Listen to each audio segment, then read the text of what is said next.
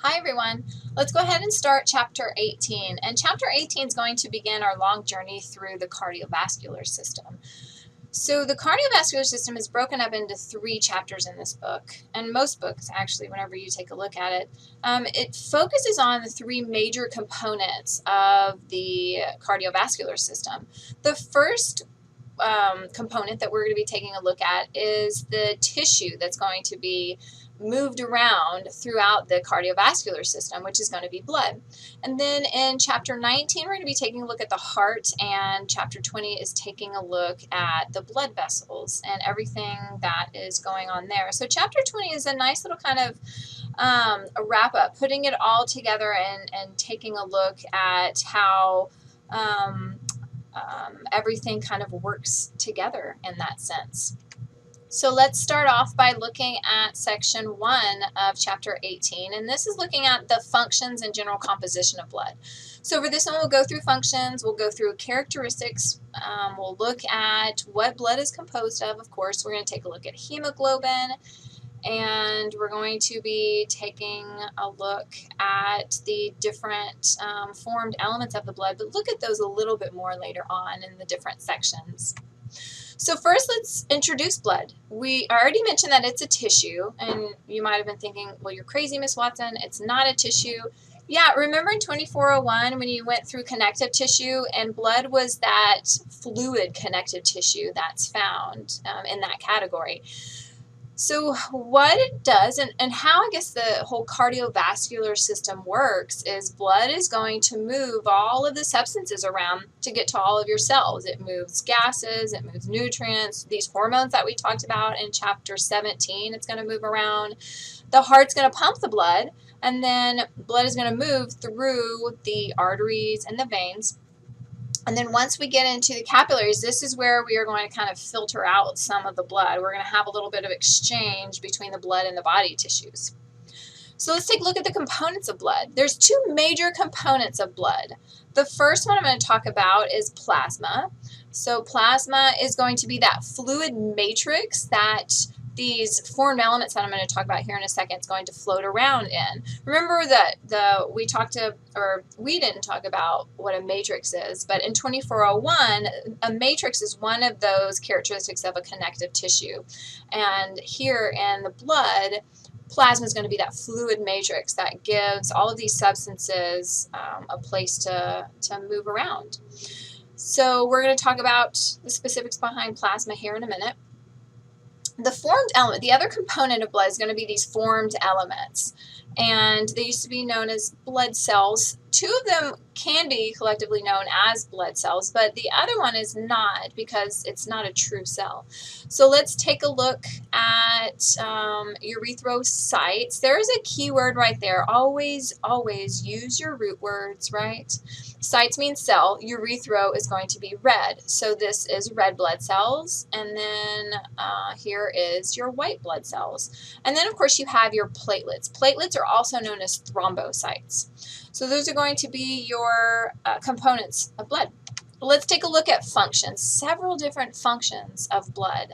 One of the major ones is transport. I talked about how blood moves gases, nutrients, hormones, and things like that around. And here we have it. It transports all of the formed elements, so it moves the red blood cells around, the white blood cells, the platelets.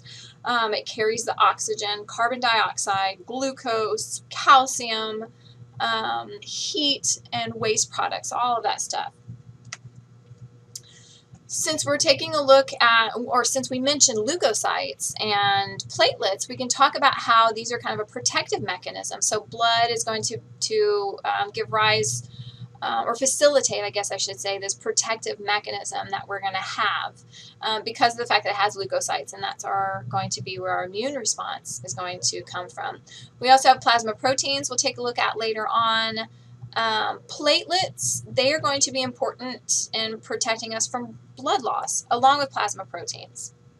Let's take a look at one of these big functions of blood that people don't think about is how it helps maintain a lot of our homeostatic mechanisms. So it does do this kind of regulation of different body conditions. I'm getting ahead of myself because I'm about to talk about body temperature. So if I go back here, See how I talked about how blood transports heat? This is where it's going to come into play. So what blood does is it is going to go in and absorb all of the body heat, or all of the heat from the body cells. Specifically, one of the big producers of heat, if you think about it, is skeletal muscle. The liver can produce quite a bit of heat as well. So it's going to go in and absorb all that heat that's being produced from cell respiration. We've got to get rid of it, right? Well, the way to get rid of it is the blood's going to absorb it, and then it's going to travel through, and it's going to eventually get to our skin, and that's how we are going to release that body heat. So it's going to be a huge factor in body temperature homeostasis. Also, body pH.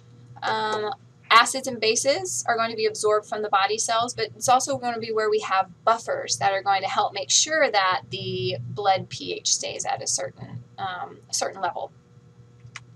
Fluid balance. This is going to be how water is. We're going to make sure that the amount of water that's in the blood is going to stay regulated. It's really important that it stays that way because that can affect pressure, blood pressure. But the water's added to the blood from the GI tract, but we also lose it from urine, skin, respiration. So it's really important to make sure that we kind of maintain this whole fluid balance between plasma, interstitial fluid, but also we'll talk about how the lymphatic system is going to be involved as well. And we're also going to get into this osmotic pressure and how important these plasma proteins are in osmotic pressure, because if you think about what osmotic pressure does, it has to do with, of course, water. And since we're talking about fluid balance, that's why it's really important. So now let's take a look at just physical characteristics of blood. This is, if I put blood in front of you, you can tell me all about it. So the first thing that you might notice, of course, is going to be color, right? Yeah, blood is red. We know that. But if you've noticed, you might have noticed that it's actually different colors of red. And that is going to be because of its oxygenation status. So if I went into a very oxygen-rich vessel, let's say the aorta or something like that, then that blood is going to be kind of this scarlet or bright red appearance. But then if I went to more of an oxygen-poor blood, get into one of these veins, maybe the inferior vena cava or something like that, it's going to be more of a dark red or maroonish color. So not only is blood red, but it actually has a different color of red. And I'm sure you're thinking, Miss Watson, I can see blue right here. My veins are blue. You're crazy. Oxygen-poor blood is blue. It's not. It is actually dark red. The blue that you get, that you see on your skin, is because of this whole light reflecting and things like that. So the book talks a little bit more about the specifics behind it if you're interested in it. But sorry to tell you that it is not blue or purple or anything like that. Let's take a look at how much blood we have in our body. About 5 liters. Males are going to have more than 5 liters, 5 to 6. Females have 4 to 5 liters of blood. Really important to make sure that we keep this under homeostasis. Again, that whole fluid balance, because of the fact that it helps maintain our blood pressure. And one of the main reasons why males are going to be a little bit more than females is really because of, we'll get to this one here, viscosity. It has a lot to do with the amount of red blood cells. So, which has amount of red blood cells and other things is going to really determine viscosity as well. But with males tend to produce, well, they don't tend to, they produce testosterone, and testosterone is going to cause their bodies to produce more red blood cells. We'll talk a little bit more about that when we get through to the specifics. So that's why they're going to have a larger blood volume. We're also going to take a look at how their hematocrit's higher. And let's talk about how anytime that you have more of these substances floating around in the bloodstream, like red blood cells, it actually is going to change the viscosity of the substance. So viscosity has to do with how freely a fluid is going to flow. Or sometimes it's called the resistance, or how is it resisting flow. Either way, it has to do with how it's flowing. So as far as viscosity is concerned, blood is going to be about 4 to 5 times more viscous than water.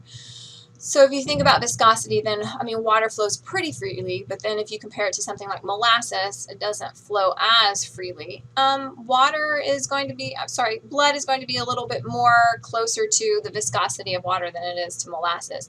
I mean, if you think about it, most of blood is going to be water, but you're throwing in a lot more components inside of it, and that's why it's going to be a little more viscous than water. So we'll talk more about viscosity. We'll get into it a lot more in the blood vessel chapter when we talk about circulation, and we'll talk a little bit about it in the heart as well. So let's take a look at plasma concentration of solutes. This is going to be things like your ions and proteins that are going to be in the bloodstream. So this is really important because it actually helps kind of maintain this whole osmotic concentration, and that's going to really determine what kind of fluid or whether fluids are going to move into or out of the plasma at all. And again, we'll talk more about that once we get to the blood vessel chapter. Now, I talked about how blood absorbed heat from the body cells, and because of that, your temperature is going to be a little bit different in the blood. It actually runs about 1 degree higher than normal body temperature, which is good because it's another way for homeostasis. I talked about how with warm blood, we want to release it at the body's surface. But think about what happens if you're really cold. It's really good because it can shunt to the core, and it will go in and kind of warm those different areas that it's going to travel to. It's kind of interesting how blood is really going to help with that whole body temperature homeostasis. Another thing I talked about with homeostasis with pH. So let's talk about the pH of blood. The pH of blood is slightly alkaline. It's about 7.4, so between 7.35 and 7.45. In a future chapter, once we talk about fluid and electrolytes, we're going to talk a little bit more about something called acidosis and alkalosis, and when your body does change pH, how that can be harmful. I mean, if you think about it, what you learned in general biology in A&P1 is that a lot of your proteins, they are going to depend on this nice pH, the 7.4 pH in the blood, and anytime that pH is altered, it causes those proteins to denature. And remember, that's where they kind of lose their shape. And anytime anything loses its shape, it loses its function. So that is definitely not a good thing there. So now that we know what blood looks like, let's take a look at the different components of blood, specifically taking a look at centrifuged blood. So let's go in and take a look. So I already talked about components of blood: plasma, formed elements. And you're thinking, that's it, right, Miss Watson? Well, no, we are going to go in and take a little bit more look at how these can be separated and what's in those little bits and pieces.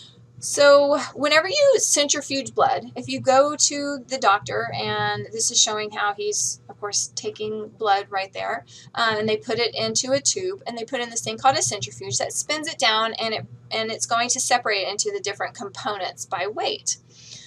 So this is what you usually get. If I can get my thing there.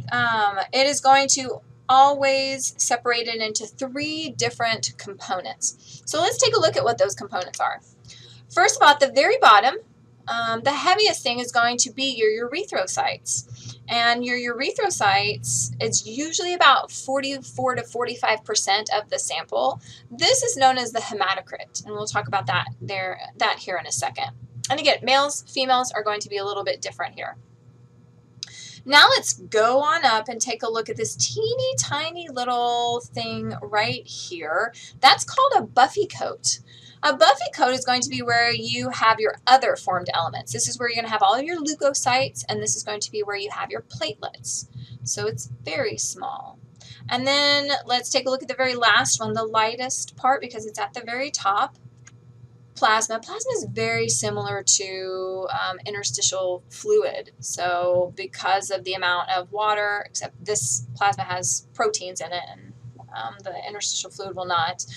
But plasma is going to be about 55% of the sample. So this is going to be where your water is and all the other little things that are floating around, like proteins and other solutes like that.